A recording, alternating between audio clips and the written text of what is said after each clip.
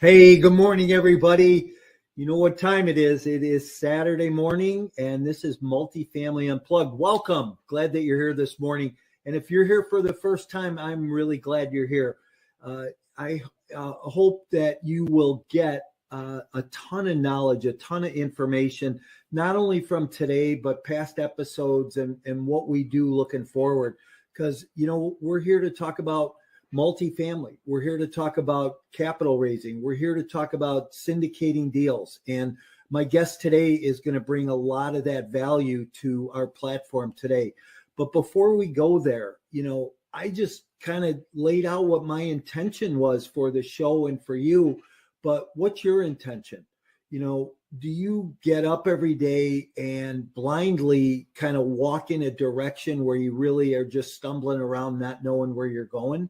Or are you getting up intentionally and following some daily disciplines? Maybe you exercise, maybe you do some yoga, maybe you meditate, maybe you find some time for prayer to get your day started. Those daily disciplines are really important for us. It's that beginning shot in the arm that gets us focused and gets us in the groove, so to say.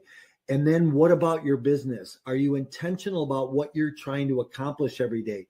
Whether you're underwriting, whether you're working on raising capital, whether you're looking for a deal, what are your intentions around that? And what are your intentions for accomplishment? So I want to bring that to the forefront because I want you to think about that. And I want you to put yourself in that position of, starting to be more intentional about what you're doing daily, because the more we grow daily, the more we grow monthly and annually, right?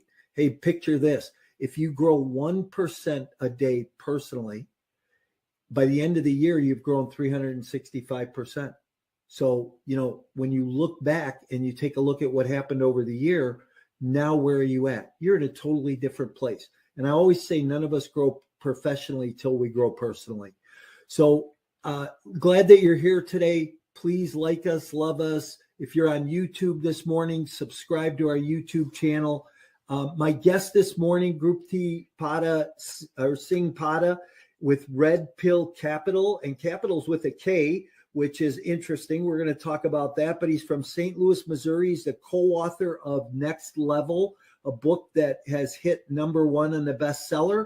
And let me bring him in. Good morning. How are you? Excellent. Thanks for having me. I'm glad to see you. I know that the first time we connected, we had a great conversation, and I really felt that you'd be a great guest on Multifamily Unplugged because of who you are, what you do, and what you're doing in the multifamily space. So I'm grateful that you decided to take some time this morning. So I always start my show with one question, and I always ask my guests, in one word, what best describes you personally and professionally?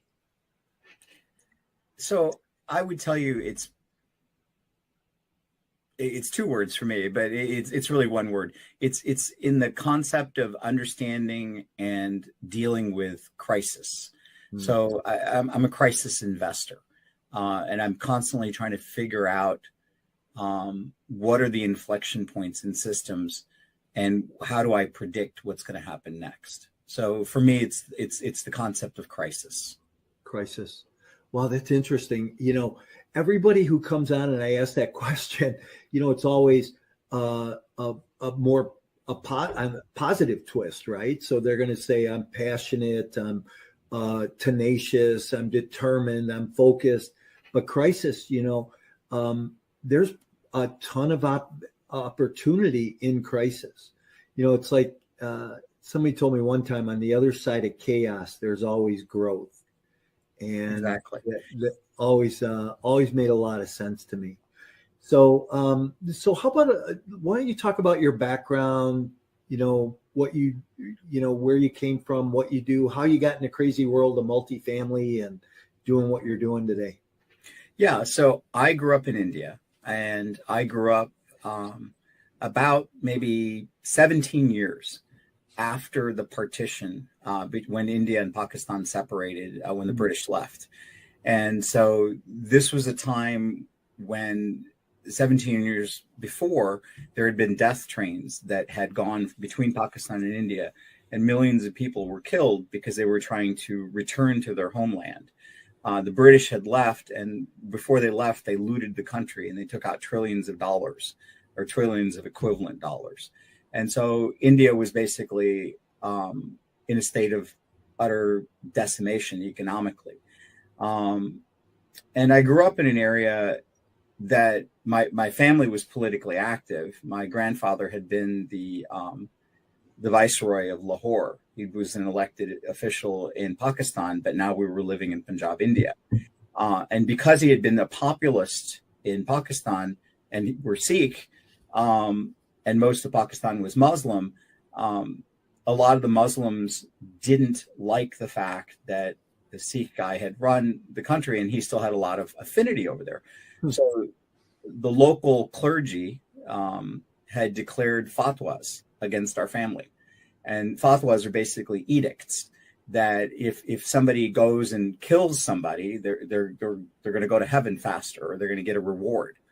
And so as a little kid, I grew up under the constant fear of being poisoned or killed. And eventually got to the point where, because I had bad ADD, I was constantly eating things I wasn't supposed to. And I had a guard dog and I had a guard, but I would constantly get myself in mischief. They essentially put me in an orphanage because they didn't want people to know who I was.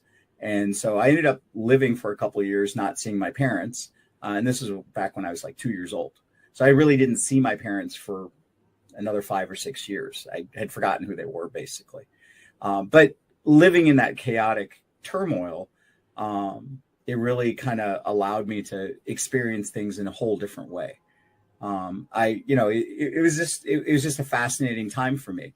When we left India, and my father was a physicist, my mother's a mathematician, so I came with some decent genes, and my father was working on the neutron bomb project. My mother was a cartographer, and she was working on algorithms for connecting maps together. We came to the States, and I was able to kind of connect with people, but not in a direct way, because I looked different than everybody else. And I had grown up in the urban core of St. Louis. So I was the only kid with a turban for 100 miles. And I was brown, and everybody else was black, and I didn't speak English well. And, it worked out. I mean, I learned a lot. I got beat up a lot too. And eventually, when I got to middle school, high school, I ended up going to the county and being the only brown kid in an all-white school now. And so I never really quite fit in. I got to experience the United States as an outsider. And I had already experienced India as somebody that was dealing with turmoil. So it was a combination of things that allowed me to have a lot of insight. I'd also come from India, which was experimenting with communism. And I knew that I didn't want to live in a communist world, because in a communist world, if you wanted to buy something, you had to have a lot of permissions. So if you wanted to buy a car or a scooter, you would come and you would pay your money, and you would have to give them a ticket or a chit. It was a receipt. And then 10 years later, you would come and pick it up. And so I knew that that's not the world that I wanted to live in. So I got embedded into U.S. capitalism when I was in my teens. And I started to figure out how to make as much money as I could. And I was fascinated by it. And I did what I could, because I couldn't get hired at McDonald's, because, they didn't really hire kids that wore turbans at McDonald's. And so I ended up creating my own job. I ended up learning how to do, first I started cutting grass, and then I started fixing people's houses, and I started doing roofs. And eventually I started to hire people to work with me. And eventually I got to the point where I had enough of crews working for me that they would drop me off at high school in the morning, because I couldn't drive, but they could. And so I would answer their questions by the payphone in the high school cafeteria during lunch. And so those are kind of my beginnings. That's how I got into construction. That's how I started to understand how systems work. That's kind of how that's how I ended up understanding what crisis is and understanding how to live at the edge of crisis. Crisis is basically when you have chaos, but there's tremendous opportunity right there. It's the edge of that. One thing I think we might have to explain to some of our listeners this morning what a payphone is. Yeah. Yeah, it's the thing in the high school that you at that time you had the little buttons and it would ring. Yeah, that goes to sometimes it's funny because we say things that kind of date us, and that's one of those things. But so you basically built a construction company, and where did you go from there, education wise and business wise? So back to my horrendous ADD. I have terrible ADD. And fortunately or unfortunately, I didn't have a lot of parental supervision when I was young. And so I was able to kind of channel my ADD however I wanted it to. And as long as I can be successful at whatever I'm doing, it was okay. So I loved construction. I loved computers. And I loved science. And so I ended up going into medical school. And I went into a 6-year med program. I was the youngest kid admitted to a 6-year medical program. I started medical school when I was 17. And I graduated, I think, 6 years later, when I was 22, 23. And I'm an adrenaline junkie. And so I wanted to do something with a lot of adrenaline. And I ended up doing surgery at Cook County Hospital in Chicago because I loved the concept of that fast movement and all of the things associated with it. So I ended up that way. But at the same time, like I said, I have ADD. So I kept investing in multifamily investing. I kept buying buildings. That's how I got through medical school. That's how I paid for it. I would buy and sell and flip. And I just didn't know it was called flipping. I just knew that I would buy something cheap. I'd fix it up a little bit and I'd sell it. Yeah. Or I'd buy something. Hang on one second. So I want people to get this. I want people to understand this point and don't want to just breeze over this. But you put yourself through medical school flipping small multifamily properties. I flipped everything I could. But yeah, I flipped small multifamily. But sometimes I would flip a warehouse. Sometimes I would flip a multifamily. Sometimes I would flip. I would look basically. I'm an opportunist, and so I would look at all of the auctions that were upcoming. I'll give you an example that's kind of seems strange, but there was an opportunity. I ran across an auction that was in the middle of winter in Kansas City, and I realized that there was a snowstorm that day. I'm like, I bet you nobody's going to be there. And I ended up buying a warehouse, and I'd never been in the warehouse. It was a bonded warehouse. And I got a couple people to give me some money because I needed about 10,000 and I had about 2. And so I got 4 or 5 people to collaborate with me. We put about 10 grand together. We went to the warehouse auction thinking there's no way we're going to get this because it's a giant warehouse, but we were the only ones there. And so we ended up getting it at the opening bid of 10K. And when we finally got into it the next day, it broke the locks, got in, realized that it was filled from floor to ceiling with waterbeds. Oh. And all of a sudden now we were in the waterbed business. So that spring we spent with U-Haul trucks traveling all over the Midwest with U-Haul trucks filled with waterbeds, selling them at gas stations. And then we ended up selling the property and we ended up selling the land. So we tried to make the best out of whatever we had. We made a lot of money. I mean, it paid for my entire tuition that semester. Wow. And I wouldn't call it syndication because that would be improper, but that's what we basically did is we all collaborated together and we pooled our money and bought this. Well, that's kind of a joint venture type deal. When you have a couple people and, you don't have the SEC filings and that it really becomes more of a joint venture type opportunity, right? Yeah, it is exactly what it was because there was and we all worked for it. I mean, we all hustled, we all went out and sold, and I went up to Chicago with a truck of waterbeds. See, this fascinates me though. I mean, how could somebody, and obviously if it's filled with water beds, it had to be a supplier or a waterbed retailer that just abandoned all that stuff. It was a waterbed company out of Canada, we found out when we got in there and saw the paperwork that was sitting around. And they had gone out of business in Canada, and they had not paid their issues in Kansas City. They hadn't paid their mortgages. And so it was a bonded, secured warehouse, and everything was locked up. Nobody had gotten into it. Wow. And so we ended up making some decent cash. It's kind of like, you ever watch Storage Wars? Exactly. It's kind of like Storage Wars. Wow, you open up and you don't know what you're going to get. Yeah, right. Exactly. Boy, that's a fascinating story, though. So go ahead. What was the next step? Well, so meanwhile, here I am doing surgery at Cook County, and I got a little bored because I liked surgery, but it wasn't thoughtful enough. I liked the mental models of things. So I went into anesthesia, and then I went into pediatric anesthesia. Then I went into interventional pain. And then, 20, 30 years later, I'm running an interventional pain shop in St. Louis City. And all the while, I've been steadily investing in commercial real estate. So we're at the point now, I've been doing this I'm 58 now. I've been doing this since my first property I bought when I was like 16, 17.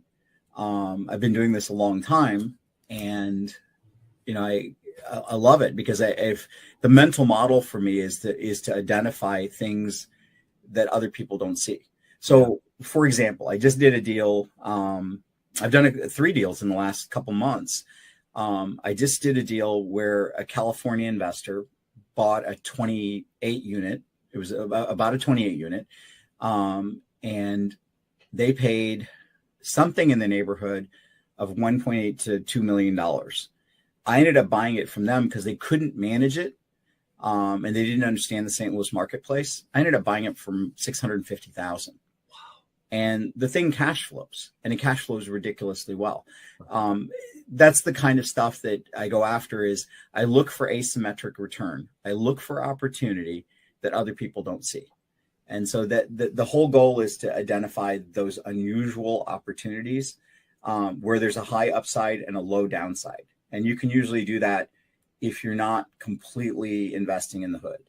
I don't like to be in D grade areas. I like to be in the B minus C plus area. I don't mind taking some risk, but I'm really looking at what can I do with the knowledge in my head to make something worth a lot more money and make it operationally better. And most people screw up operations.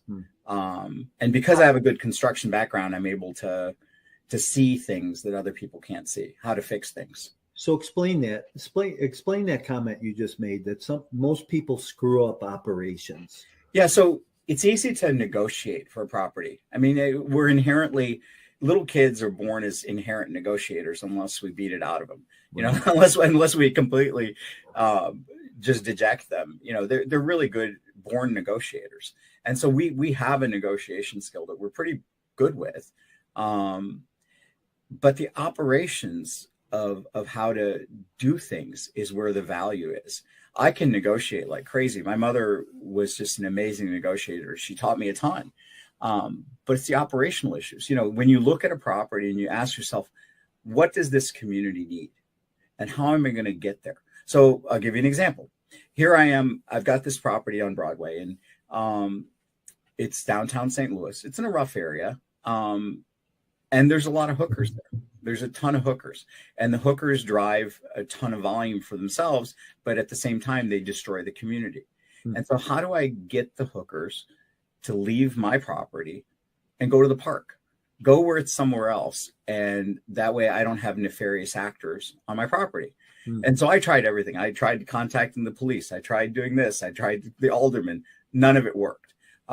Basically, the police ignored me. The alderman said, I can't do anything about it. Or alderwoman said, I couldn't do anything about it. So what I did was I said, they're there because they're comfortable, and they're comfortable because of the lighting. There's not enough light. And just like anything, if you add a little bit more light, it's the Deming effect. If you add a little bit more light, people go, oh, somebody's paying attention to me. And so I added a ton of lighting, and I put motion detector lighting up around my building. So because my building occupies an entire city block. And so I put it up on the outside, and I put it up high enough that they can't throw rocks at it to turn it off. And then doing that, it eventually taught them that they shouldn't be hooking in front of my building. They can go a block away to the park where there's no light, and they can be okay there. And those kind of things. The previous owners had not figured out how to do that, and that's why they ended up selling it to me so cheaply, because they didn't innovate in that way. And there's a million other things to look at. What you're trying to do is you're trying to make silk purses out of sow's ears. And that's what real estate investors do. A good real estate investor can take the worst situation and make the best of it. And that's our job. Yeah. Something happens when you get involved in real estate where if you are a long-term investor and you're in it for the long haul, it becomes part of your DNA. I think it gets in your blood. And I'm hearing from you how, you've been doing this since you were 16. And you mentioned a word that I think is really important, and that's consistency. Continually doing it over and over again and getting good at what you do. But it becomes part of who you are and your DNA. And I think that's reflective in the conversation with you. Are you syndicating any of your deals today, or are you doing everything on your own? No, I syndicate and I do on my own. So I look at things as tiers. If it's close to me, if it's in my immediate hour and a half distance, and it's a high risk, I will not syndicate that. My feeling is I will never expose somebody else to the same risk or challenge that I would do myself, because it's not fair to them. Are you ready to skyrocket your investment portfolio and leave a legacy? Are you tired of inconsistent returns received in the stock market? Do you think that it may be time you take a look at alternative investment options? Passive investing in multifamily real estate could just be that option for you. With no tenants, trash, or toilets to take care of, but providing a solid return on an annual basis that outperforms traditional investing, including monthly and quarterly returns along the way. These lower risk, secure assets are a sure hedge against inflation. If you want to learn more about these types of opportunities, you can email me directly for a 15-minute consultation to see if you qualify. Just email me at mike@mikemorowski.com. They don't understand the risk characteristics of what I'm going to deal with. I know that if I lose money at it, or if I don't make as much as I should, it's my own damn problem. So I will not syndicate a deal like that. I'll only syndicate a deal that's B+ or better. And I really want to be very careful with other people's money, because I want to guarantee them a rate of return.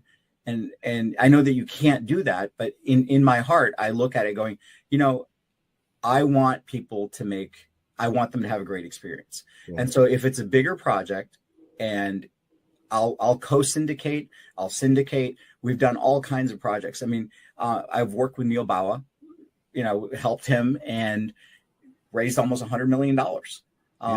And we've raised smaller amounts for other projects. So it really depends on the project. I've done small projects, a couple million, 4 or 5 million. I've done huge projects. But when I'm syndicating, I'm very, very particular what the characteristics are of that project, because my reputation's on the line, and I don't want anybody to have a bad experience. Yeah. And I'll go back to something that you mentioned, and I think it's really important, about constantly educating and constantly having consistency in what we do in multifamily. The reality is that multifamily is a vehicle. It's not an end in itself. Multifamily is a vehicle to achieve something greater. And we use this tool to do that. But recognize that you have to layer your tools. You cannot be a one-trick pony. And so if you do multifamily, how do you do multifamily? And then with the consistency, how do you educate yourself in a manner that you're constantly learning? And so there are some not troubling, but there's interesting things that are happening in multifamily that are worth looking at. I mean, certainly we have this interest rate shock, and what you're going to see, St. Louis, was number one in the cities where they expect multifamily to crash in the next 1 year. And because it's the highest default rate in the country with the lowest debt service coverage ratio. So if you overpaid and you were a California investor, you're going to have a problem, because 15% of all St. Louis real estate that's multifamily is going to crash in the next year. But if you don't overpay, then you have an amazing opportunity, because you're going to pick up assets that other people paid too much for, rehabbed above a certain level that they should have, and you'll be able to pick that up. So consistency in education is critical. You have to kind of predict what's going to happen next. And so certainly the interest rates is one factor. Certainly debt service coverage ratio is a factor.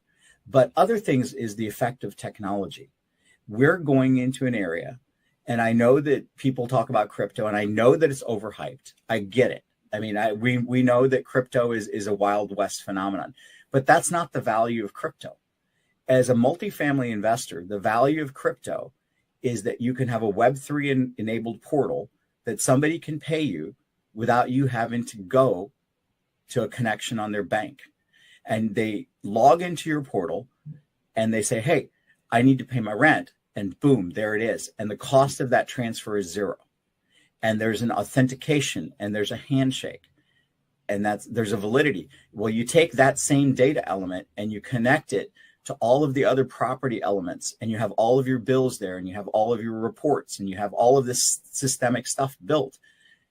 And you put that together as an entity, and you've created something that didn't exist. And so it's easier for you to get funding and lending later. And so you have to constantly sharpen your tools. You have to constantly look at all of the available technology and the emerging trends and see where it's going to go. One of the big things, like a simple example, when you have a lot of multifamily and you're trying to rent them, you have to be able to understand what the algorithms are for rental. And a simple thing, like if you're trying to list your property on Zillow for rent, you have to update that property almost daily in order to stay at the top of the list. Yep. And so you have to be able to automate that somehow, because you're not going to pay somebody $20 an hour to automate that, to do that for you a couple times a day.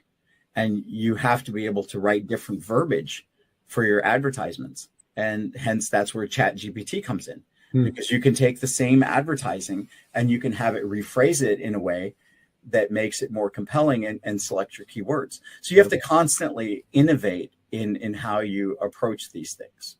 ChatGPT is an amazing tool right now. It is. And I think that the whole AI space is an amazing space because of what it's going to provide. And there is a sense of simplicity to some of that, like, hey, if I go, I wrote an ebook on multifamily investing off of ChatGPT. And in 2 hours, I wrote a 10-page ebook. And I said things like, okay, make this paragraph fun, tell a joke in here, do this, tell a story in here. And it was amazing what that tool provided. So, it's kind of cool where the world is going as a result of that. I'm glad you brought that up. I think it's going to scare a lot of people, though, once they understand how effective it is. We're still dealing with a rudimentary AI. I mean, it's not really AI. It's more of a filtering mechanism with a predictive writer. And instead of predicting the next word, it's predicting the next paragraph, which is an interesting way to do it. It's not a true AI, but it's pretty good. And I love it. I think it's one of the coolest things ever. Well, when you look at things like, so I was on the phone over the last couple of days talking to somebody, and I wish I could remember exactly. Oh, we were talking about some travel. and I needed to rent a car. And I hadn't done anything about going to rent a car yet. And all of a sudden, I'm getting all of these car rental emails now and hotel emails. And it's like, you know, the predictability around, you know, are they listening? You know, where's the information coming from? How are they picking that up? You know, that whole space is just, it's almost kind of spooky sometimes. It is. It's predicting based upon your behavior compared to other people's behavior of similar nature. But it also, there's a lot of information clues that we leave just in what we do. And so the big tech companies are able to aggregate that to build behavioral models that make it interesting for them to sell to you, because their job is to make money. Yeah. And so they're going to figure out a way to sell to you at your time of need. Yeah. So two words come up in our conversation, you know, this morning, and one is crisis, the other is risk. How do they inherently go together? Do they inherently go together for you? How do you mitigate those in your world? Yeah, so that's why I use the term asymmetric return. Crisis usually is connotated with high risk. I'm looking for crisis situations where I can disconnect the risk of the substance. And so that usually occurs when you can take a longer view at something and you can say, okay, I'm in an immediate cataclysm right now, but long term, and long term might be 6 months or a year, I'm going to be okay. I'm going to suffer now for a longer term gain, recognizing that there's a high risk, but the asymmetrical reward is much greater. Most human beings live in the minute to minute, day to day. They're the stock market investor, and they're watching their Apple go up $4, and they're watching their Apple stock go down $2, and they think that that's the universe within which they're living. But there's something different about Apple, and because I know something about Apple. So what's different about Apple that makes me think, well, I don't care about the $2 or the $5 or the $3 or the 10 or the 20. Well, what's different is if you actually understand what they're doing. Apple is fundamentally an AI company. Most of their M1 and M2 chips, 60 to 90% of their computing power inside the M1 and M2 chip is basically AI. And what they're doing is they're aggregating data from you and they're analyzing it, and they're using very low energy to run that information. So there's an asymmetric return there.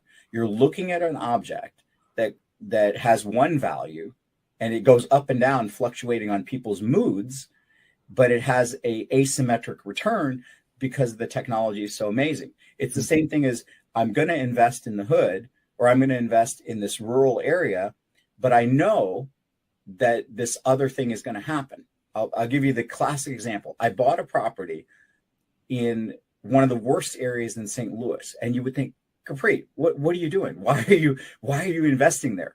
Well, what I had done is I had analyzed federal government statistics, and I had looked at centers for need for healthcare, and I had looked at federally qualified healthcare corporations, FQHCs, and they have to position them within certain narrow blocks.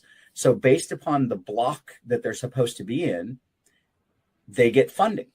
And so I had looked at all of the funding opportunities. And so I had been targeting this, and I knew that there was some information being released on a Friday. I also know that inherently people that work in FQHCs are very lazy. So they're not going to read their email. So I saw the release on Friday at 5 p.m. I looked at it and I said, okay, well, within this 9 square block area, or this 3x3 area, this nine square blocks, they have to put an FQHC because that's what their funding is for. And they got a ton of money. Whoever does this has to do it in this 9 blocks. And so I went out and I drove the 9 blocks, and I identified every single building in that 9 blocks that could house an FQHC. I went out and I put every one of them, there were only 6. I put every one of them under an option contract to purchase that weekend.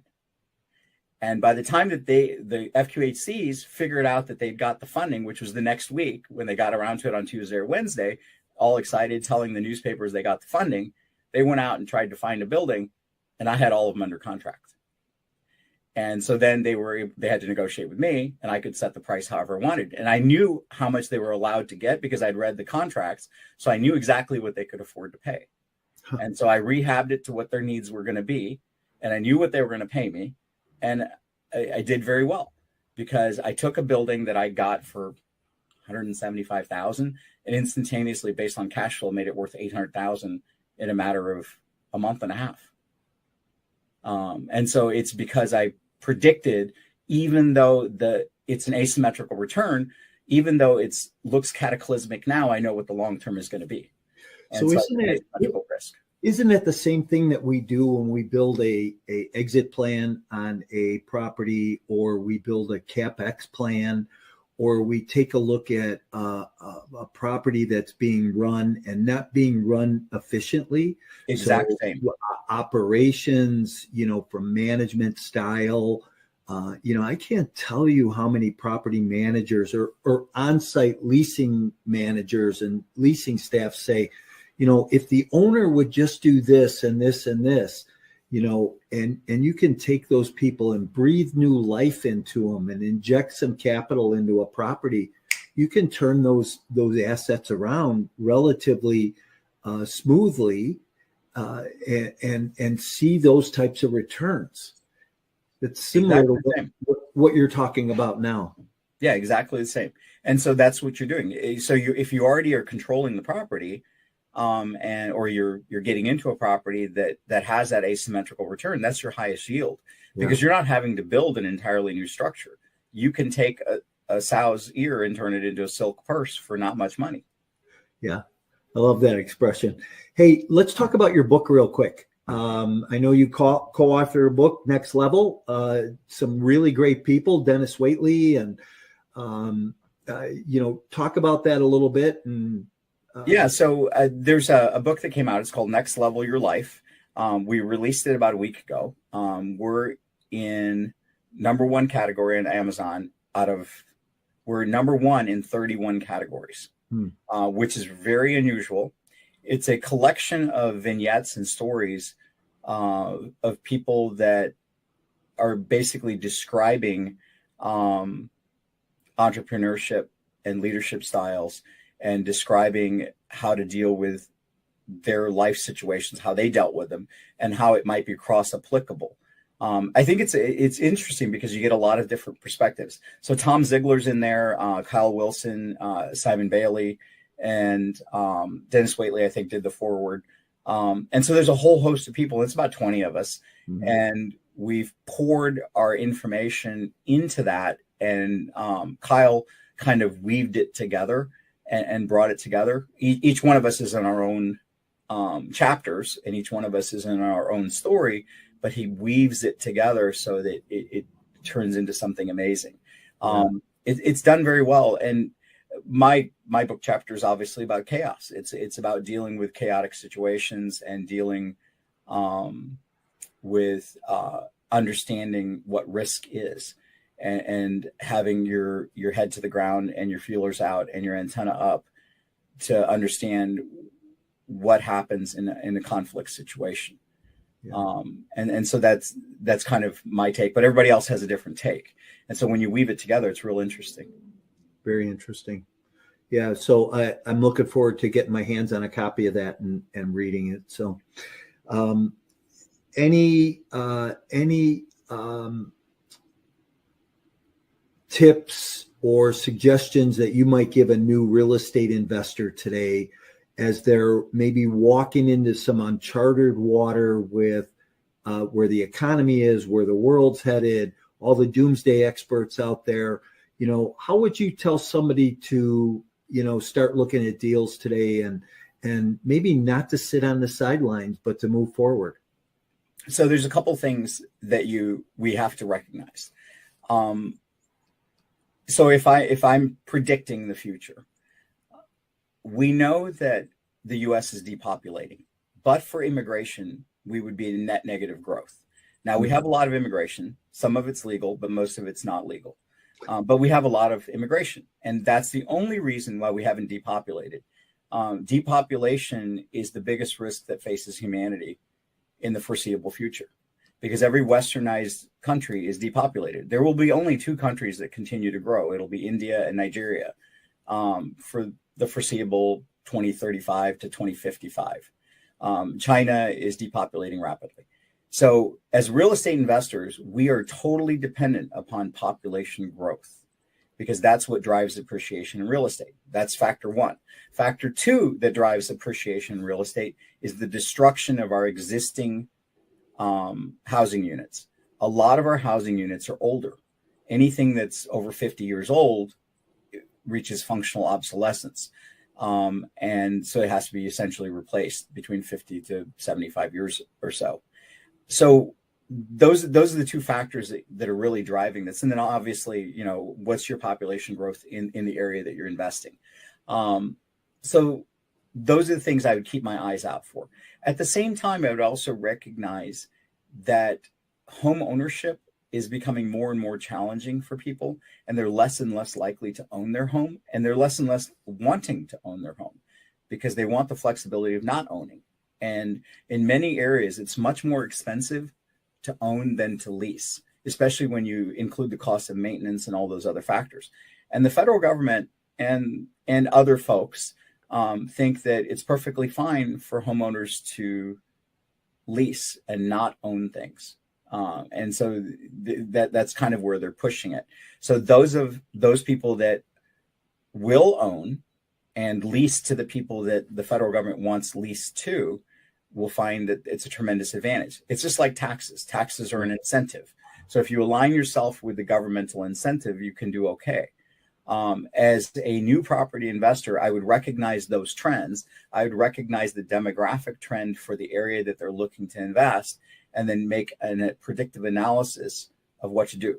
So make the analysis, but then at the same time, do not be paralyzed in thinking, oh, I can wait a year or two.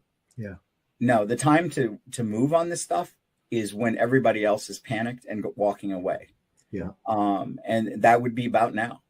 That this is the time to set yourself up to not overeducate, but educate enough. You don't want to get into paralysis of overeducation, of overanalysis. It doesn't do you any good. Yep. And so you want to manage your risk. You don't want to take foolhardy risks, but you want to take advantage of the opportunities that are right here, right now. And they're coming. By the fall of this year, if I was a predictive kind of person, which I try to be, I would tell you that there's some amazing opportunity. You don't have to go out and buy a 100-unit multifamily. Start small if you have to. Yeah. I would, the simplest thing is buy a 4-unit. And you can buy it as a single family. Buy a 4-unit and house hack it. And it's a great opportunity to get your feet wet and still have a controlled situation. Absolutely. Absolutely. Great advice. That's for sure. Well, listen, I appreciate you being here today. It's been, boy, you've got my head spinning. That's for sure. A lot of things to think about, and that I'm already thinking about on just how to look at deals and how to maybe even deliver information to potential investors and LPs that you're looking at bringing into your deals. How do people get a hold of you if they want to get a hold of you, Gurpreet? The easiest way is redpillcapital with a K.com, info@redpillcapital.com, or just hit me up on LinkedIn. Those are really the easiest ways. I obviously have a medical site as well, but for most people that are in the multifamily world, they'll go through LinkedIn and reach out to me, or they'll go through our Red Pill Capital site, and that's usually the easiest way to reach out to me. And I know you and I connected on LinkedIn originally, and I'm so grateful that we had the opportunity to do that. Hey, I'm going to move you to the back room. If you'd hang out with me for a minute, I'm going to just say goodbye, and we'll spend a few minutes together. All right. Thank you. Thank you.